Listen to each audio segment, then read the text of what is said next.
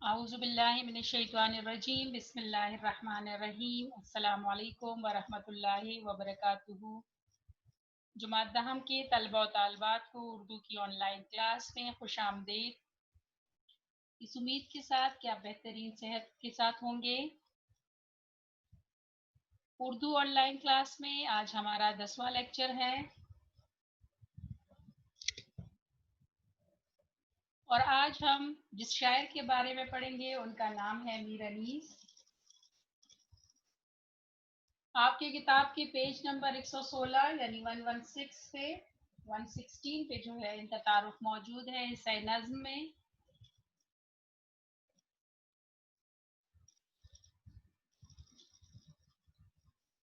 मीर अनीस एक बहुत बड़े मरसिया निगार हैं।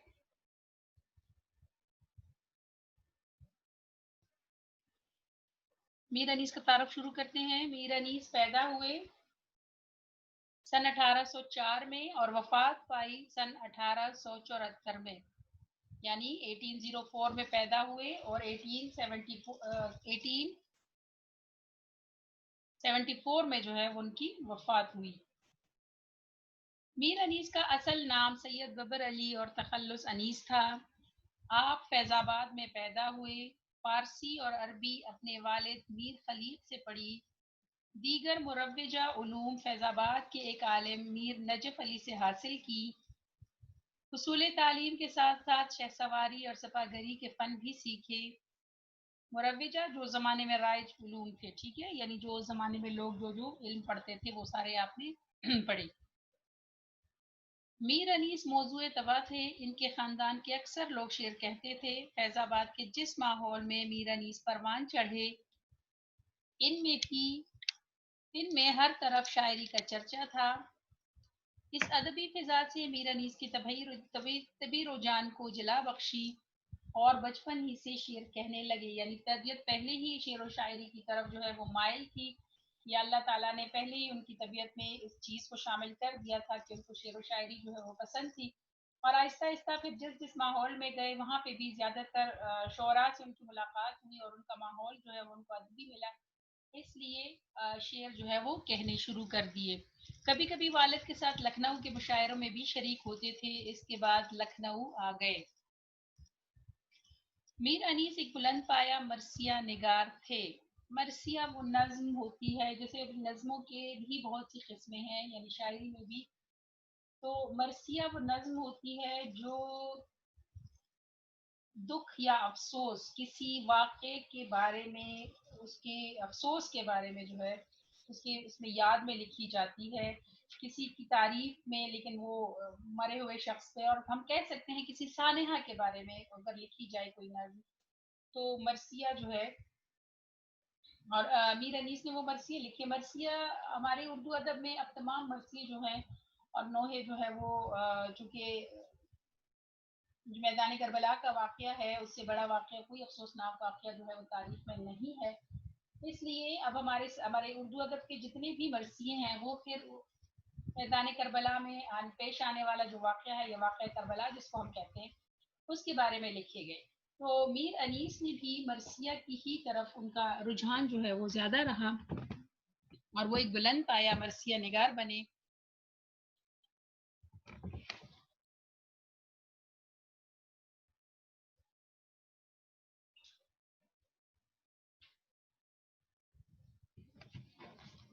इनके मरासी में सोजो गुदास, किरदार निगारी, जज्बात निगारी और मंजर कशी के बेमिसाल नमूने मिलते हैं। जो उनकी कादिरुल कलामी की दलील है, उन्होंने वाक़यात व जज्बात के नहायत खूबसूरत मुरक्के पेश किए हैं, यानी वाक़यात को इतने खूबसूरत तरीके से पेश किया है कि पढ़ने वाले जो है वो तारीफ किए बगैर नहीं रह सकते। मरसिया पढ़ने का अंदाज ऐसा था कि समा बांध देते थे, यानी जब वो मरसिया खुद अपना लिखा हुआ मरसिया जब वो पढ़ते थे तो एक मंजर जो है वो देखने के काबिल होता था और लोग जो है जैसे ऐसा लगता था कि वो समा वो मंजर जो है लोगों की आंखों के सामने है और लोग उनको देख रहे हैं।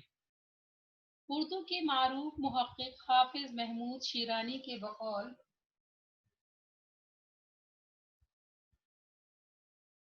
وہ اقلیم مرثیہ گوئی کے شہنشاہ تھے. میر صاحب بہت پرگو تھے. انہوں نے متعدد مرثیے لکھ ڈالے اور کوئی مرثیہ 150 بند یا 200 بند سے کم کا نہ ہوگا، یعنی اتنے لمبے لمبے مرثیے انہوں نے لکھے تھے.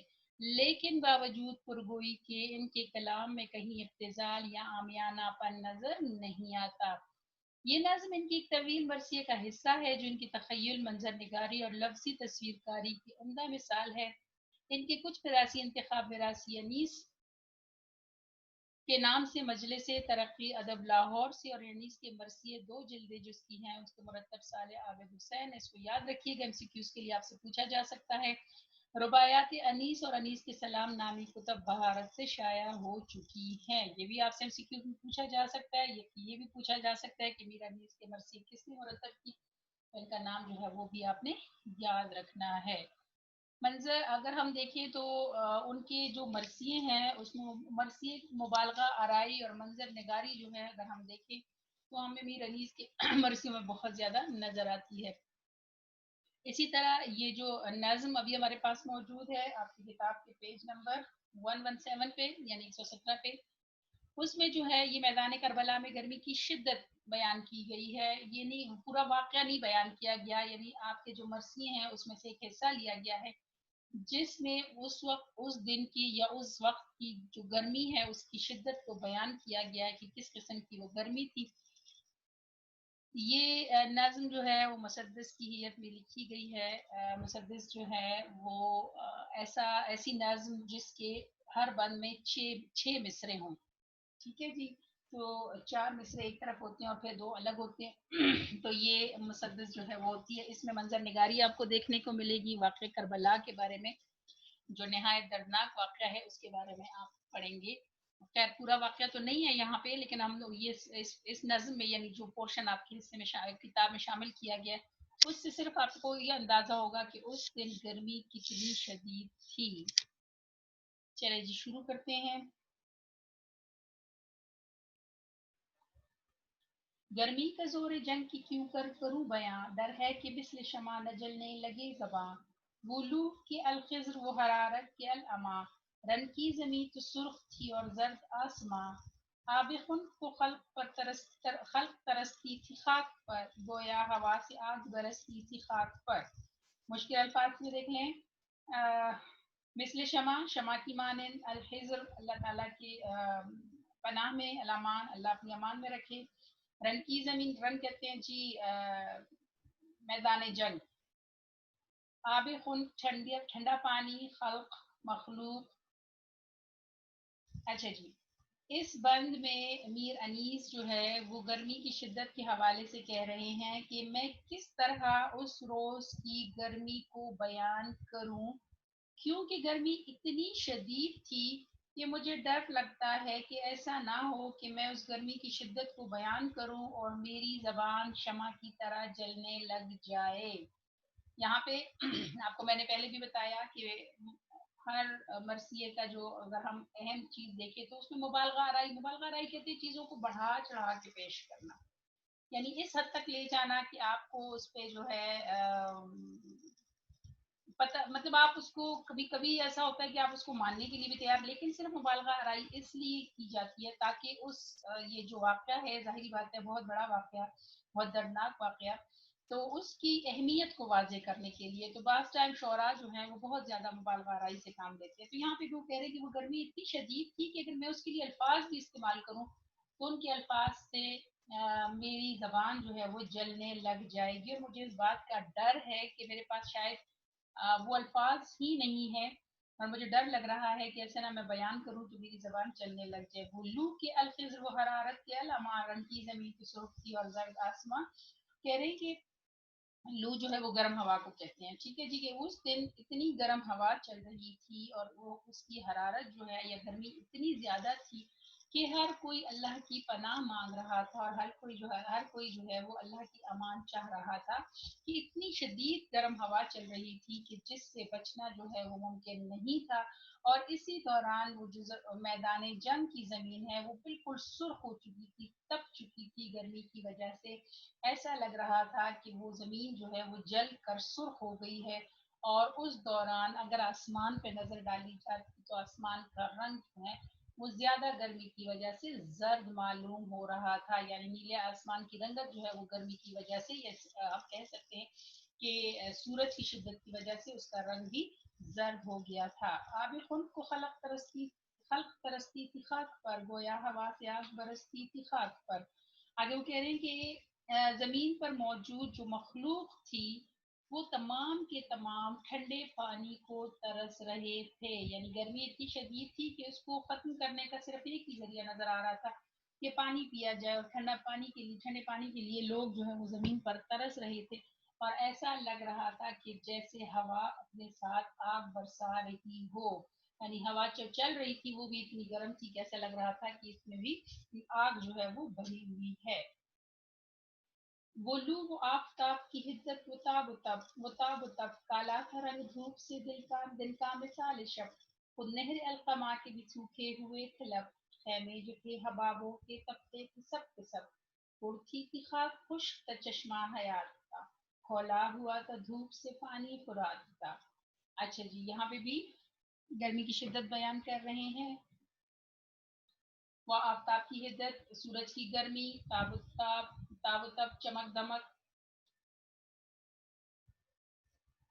خیمے جو تھے حبابوں کے۔ اچھا جی، پہلے دیکھیں غلو و آفتاب کی حدت، و تاب و تب کالا تھا رنگ دھوپ سے دن کا مثال شب، تو کہہ رہے ہیں کہ گرم ہوا اتنی گرم ہوا چل رہی تھی کہ اپنے ساتھ سورج کی تمام گرمی جو ہے اس نے اپنے اندر سمیٹ لی تھی، اور اس دن سورج جو ہے وہ پورے آب و تاب سے چمک رہا تھا، اور ایسا لگ رہا تھا کہ دن میں بھی گویا رات کا سا سما تھا۔ آپ کو پتہ ہے جب رات جو ہے جب سورج جو ہے وہ زیادہ تیز ہوتا ہے اور آپ اس کی طرف دیکھیں تو ہر طرف آپ کو لگتا ہے جیسے اندھیرا چھا گیا ہو، تو اسی کو کہہ رہے ہیں کہ ایسا لگ رہا تھا، رنگ کالا تھا رنگ دھوپ کا دن کا مثال شب، کہ ایسا لگ رہا تھا کہ دھوپ کا رنگ جو ہے وہ زیادہ تیز، یعنی دھوپ کی حدت کی وجہ سے یا دھوپ کی زیادہ گرمی کی وجہ سے دن جو ہے وہ بھی رات کی طرح کالا نظر آ رہا تھا، یعنی دھوپ کی طرف دیکھنا جو ہے وہ مشکل ہو رہا تھا۔ آپ نے اکثر دیکھا ہوگا گرمیوں میں اگر دھوپ کی طرف دیکھیں تو ہر چیز جو ہے وہ کالی نظر آ رہی ہوتی ہے۔ خود نہر القما کے بھی سوکھے ہوئے تھے لب، خیمے جو تھے حبابوں کے تپتے تھے سب حباب پانی کا بلبلا۔ یہاں پہ کہہ رہے ہیں کہ نہر القما جو ہے، نہر القما وہ نہر تھی جس کے قریب حضرت امام حسین اور ان کے ساتھیوں نے ڈیرے ڈالے ہوئے تھے، تو اس نہر کی طرف اشارہ کر رہے ہیں کہ ایسا لگ رہا تھا کہ نہر القما جو ہے وہ بھی سوکھ گئی ہے، کہ ایسا لگ رہا تھا کہ دریائے فرات سے نکلنے والی یہ نہر جو ہے یہ بھی، اس کے بھی ہونٹ جو ہے وہ خشک ہو گئے ہیں۔ اب یہاں پہ لب یعنی ہونٹ سے مراد اس کی کنارے ہیں، یعنی اس میں بہنے والا پانی جو ہے وہ بالکل درمیان میں تھوڑا سا رہ گیا تھا، اور اس کے ارد گرد کے جو کنارے تھے وہ بالکل خشک ہو گئے تھے، اور اس میں جو پانی کے بلبلے اگر تھے بھی تو ایسا لگ رہا تھا کہ جیسے وہ سب کے سب تپے ہوئے ہیں، گرمی کی وجہ سے ابل رہا تھا، گرمی کی وجہ سے اس کا پانی جو ہے وہ ایسا لگ رہا تھا کہ پانی کے بلبلے جو ہیں وہ بھی تپ رہے ہیں، وہ بھی گرم ہوا کی وجہ سے ان کا بھی یعنی ان کی ٹھنڈک جو ہے ختم ہو چکی ہے۔ اڑتی تھی خاک خشک کا چشمہ حیات کا، اچھا چشمہ حیات کا زندگی کا، اور ایسا لگ رہا تھا کہ ہر طرف خاک ہی خاک اڑ رہی ہے، مٹی اڑ رہی تھی، گرم ہوا کے ساتھ ریزے ریت کے یا مٹی کے جو ذرات تھے وہ اڑ رہے تھے، اور زندگی کا چشمہ جو ہے وہ خشک ہو گیا تھا، یعنی زندگی بالکل ختم ہونے کے قریب ہو گئی تھی۔ کھولا ہوا تھا دھوپ سے پانی فرات کا، اب دریائے فرات کا وہی دریا جس کے کنارے انہوں نے ڈیرے ڈالے ہوئے تھے، تو کہہ رہے کہ دریائے فرات کا پانی جو تھا فرات کا وہ بھی ایسا لگ رہا تھا کہ جیسے کھول رہا ہو اور اس کے نیچے بھی کسی نے آگ لگا دی ہو، یعنی دریا موجود تھا لیکن اس میں پانی بھی تھا، لیکن پانی گرمی کی وجہ سے بہت زیادہ گرم ہو رہا تھا اور کھولتا ہوا محسوس ہو رہا تھا۔ جھیلوں سے چار پائے نہ اٹھتے تھے تھا بشام، مسکن میں مچھلیوں کے سمندر کا تھا مقام، آہو جو کاہلے تھے کچی تھے سیاہ فام، پتھر پہ گل کے رہ گئے تھے مثل موم خام، سرخی اڑی تھی پھولوں سے سبزی گیا سے، پانی کنووں میں اترا تھا سائے کی چاہ سے۔ اچھا جی، یہاں پہ जानवरों के हवाले से बात कर रहे हैं कि उस दिन गर्मी इतनी शदीद थी कि तमाम जानवर जो है उन्होंने झीलों के किनारे अपने डेरे डाल दिए थे और वो सुबह से शाम तक वहीं पर अपनी पनाहगाह ढूंढे हुए थे, यानी वो झीलों से जो है वो सर नहीं उठा रहे। चारपाई जानवरों को कहते हैं कि वो झीलों से सर नहीं उठाते थे क्योंकि उन्हें पता था कि गर्मी इतनी शदीद है और यहीं पे उनको पनाह मिल सकती है। शाम तक वो इसी हालत में रहते थे। मस्कन में मछलियों के समंदर का था मकान, मस्कन रहने की जगह। और वो कह रहे कि मछलियां जो हैं वो समंदर की बिल्कुल तह में चली गई थी और उन्होंने जाके पानी की तह में पनाह ले ली थी क्योंकि पानी ऊपर सूरज जो है वो गर्मी इतनी ज्यादा थी कि पानी खोल रहा था। पानी जो है मुकम्मल तौर पर गर्म खोलता हुआ पानी था, इसलिए उन्होंने समंदर की तह में जाकर अपने रहने के लिए जगह बना लिए थे। आहू जो काहे थे तो चीते सयाफाम, आहू हिरन को कहते हैं, सयाफाम काले रंग के पत्थर पे गल के रह गए। मसले मोम खाम कच्ची मोम की तरह, ठीक है, जो जल्दी आसानी से पिघल जाती है। यहाँ पे आप कह रहे हैं कि जो हिरन इस यानी मैदान के करीब अगर उस दिन गर्मी में देखें तो जो हिरन है वो भी सुस्त हुए पड़े हुए थे। हालांकि हिरन के बारे में मशहूर है कि हिरन आराम से नहीं बैठते, इधर उधर उछलते कूदते रहते हैं, लेकिन यहाँ पे कह रहे हैं कि गर्मी इतनी शदीद थी कि वो आहू या वो हिरन जो हर वक्त दौड़ते फिरते नजर आते हैं वो भी बिल्कुल सुस्त हुए हुए थे। और चीते जो है उनका रंग जैसे मजबूत जानवर है उनके भी सियाफाम हो गए थे, वो भी उनकी रंगत भी जो है वो काले हो गए थे या उनको भी हमें काहिल नजर आ रहे थे। और इसी दौरान वो कह रहे हैं कि पत्थर जैसी सख्त चीजें जो हैं वो भी गर्मी की शिद्दत से या धूप की ज्यादा तेजी की वजह से पिघले हुए मालूम हो रहे थे। ऐसे लग रहा था कि जैसे वो मोम है, जैसे आपने देखा ना मोम, ये जिससे शमा बनती है, तो कैंडल्स जिनसे बनती है, तो वो अगर उन पे थोड़ी सी गर्मी आती है तो वो पिघल जाती है। तो यही हालत हो गया है कि ऐसा लग रहा था कि ये पत्थर जो है पत्थर नहीं रहे बल्कि कच्ची मोम है जो कि पिघल रहे हैं। सुर्खी उड़ी थी फूल से सबकी गया से पानी कुओं में उठा था साए की चाह से। अब वो कह रहे हैं कि जी फूलों में कोई सुर्खी बाकी नहीं रही थी। इसी तरह सब्जे का रंग जो है वो सब्ज नहीं रहा बल्कि उनका रंग जो है ऐसा लग रहा था कि जैसे आफ्ताब की हिद्दत की वजह से उड़ गया है और उनका रंग जो है कोई बाकी नहीं रहा। पानी कुओं में उतरा था साए की चाह से, चाह कहते हैं चाहत को। और वो कह रहे हैं कि इस दिन गर्मी इतनी शदीद थी कि कुओं में भी पानी जो है वो बहुत नीचे तह तक चला गया था और ऐसा नजर आता था कि जैसे पानी भी किसी साए की तलाश में बहुत नीचे चला गया है, जैसे पानी को भी इस गर्मी से निजात के लिए कोई साया चाहिए और वो कुओं में बहुत नीचे तक उतर गया है। कोसों किसी शजर में न गुल थे न बरगुबार, एक एक नखल जल रहा था सूरत चन्नार। हंसता तक कोई गुल न लहकता था सब्ज़ार, कांटा हुई थी सूख की हर शाख बारदार। गर्मी ये थी कि जीभ से दिल सबके सर्द थे, पत्ते भी मिस्र चेहरे मधरूप जर्द थे। कोसों बहुत दूर, बरगुबार फल और पत्ते, एक एक नखल, नखल कहते हैं दरख्त को, सूरत चिन्नार, चिन्नार एक खूबसूरत दरख्त है जिसके सुर्ख जो है वो पत्ते होते हैं। अच्छा जी, वो यहाँ पे कह रहे हैं कि दूर दूर तक कोई पौधा नजर नहीं आ रहा था, ना ही कोई फूल नजर आ रहा था, ना ही कोई फल और उसके पत्ते नजर आ रहे थे, या कोई शजर मौजूद भी था। तो ऐसा लग रहा था कि जैसे चिनार की तरह जल रहा हो। ये जो चिनार का दरख्त है, ये अलामत के तौर पे जब भी उर्दू अदब में आया तो ये ऐसा इसको अलामत के तौर पे जब इस्तेमाल किया गया तो इसको ऐसा कहते हैं कि जैसे ऐसा लग रहा है जैसे दरख्त में आग लगी हुई हो। तो यहाँ पे वो कह रहे हैं कि ऐसा लग रहा था कि जैसे इन दरख्तों को आग लग गई हो। इस सूरत चिनार जो है ये जल रहे हैं और इनमें ना तो कोई फल था, ना ही कोई फूल था, और ना ही इन पर दूर दूर कहीं पत्ते नजर आ रहे थे। यानी गर्मी की वजह से जो दरख्त थे, जो पौधे थे, वो भी मुकम्मल तौर पर जल चुके थे। हंसता था कोई गुल न लहकता था सब्ज़ार, कांटा हुई थी सूख की हर शाख बारदार। सब्ज़ार खेत को कहते हैं, कांटा होना, खुश्क होना, शाख बारदार फलों से लदी हुई शाख।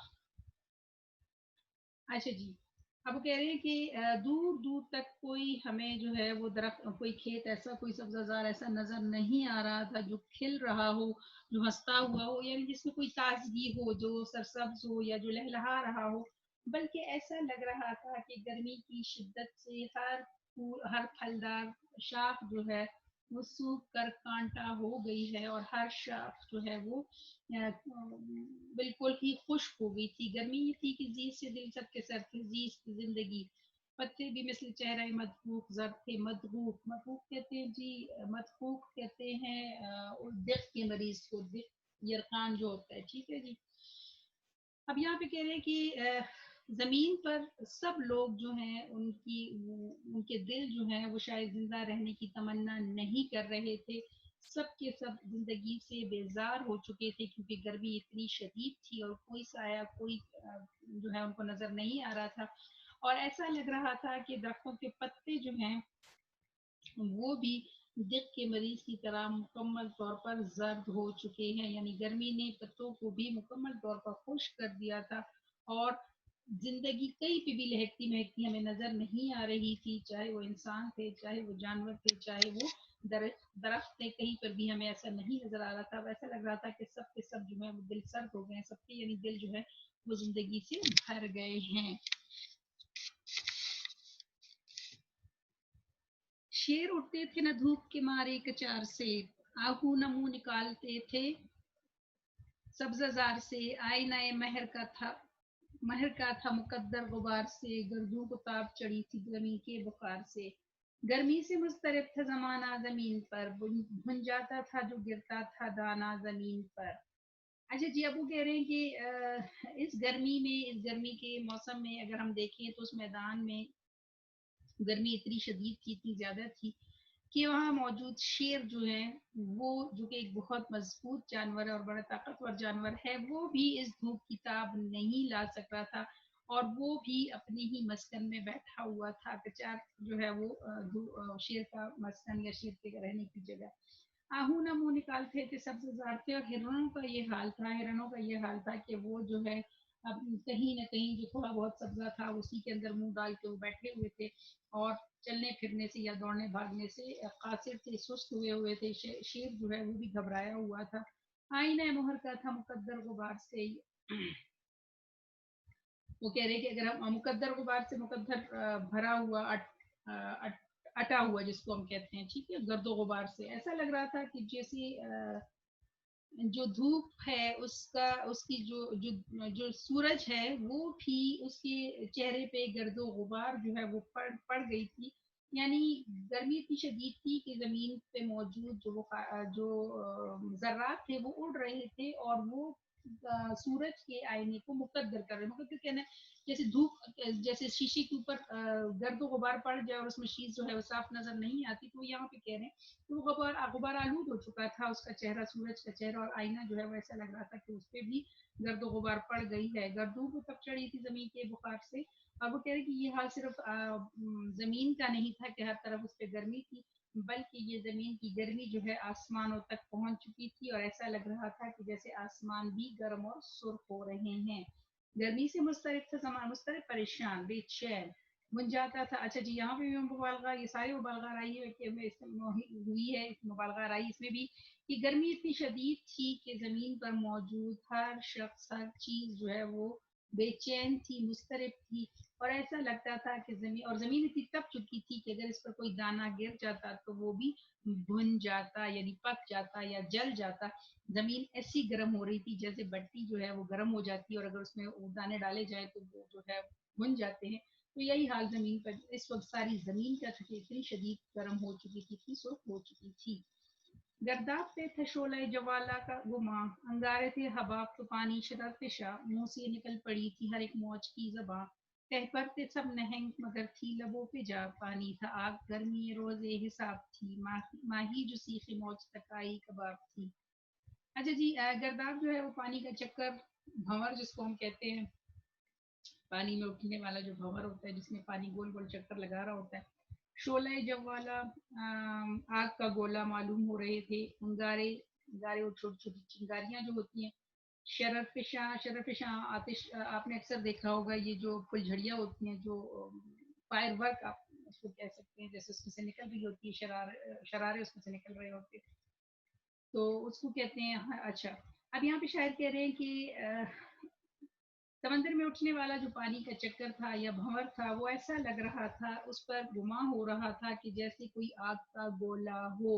यानी बजाय से कि उसमें ठंडक का एहसास हो, वहां से भी गर्मी इतनी शदीद जो है वो आ रही थी, और ऐसे गर्म उसमें से लू उठ रही थी कि ऐसा लग रहा था कि ये कोई भंवर, पानी में उठने वाला भंवर नहीं है, बल्कि आग का कोई गोला है।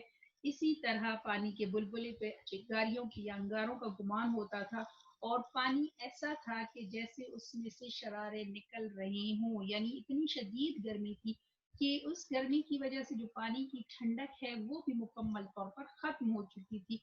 पानी भी खोलता हुआ मालूम हो रहा था, और पानी भी ऐसा लग रहा था कि जैसे आग का नजारा जो है वो पेश कर रहा हो। मुंह से निकल पड़ी थी हर एक मौज की जबान। ऐसा लग रहा था कि समंदर में उठने वाली या दरिया समंदर में उठने वाली हर जो लहर है, ऐसा लग रहा था कि वो भी, उसकी भी जिंदगी खत्म होने वाली है, और वो भी बिल्कुल ही करीब है मौत के।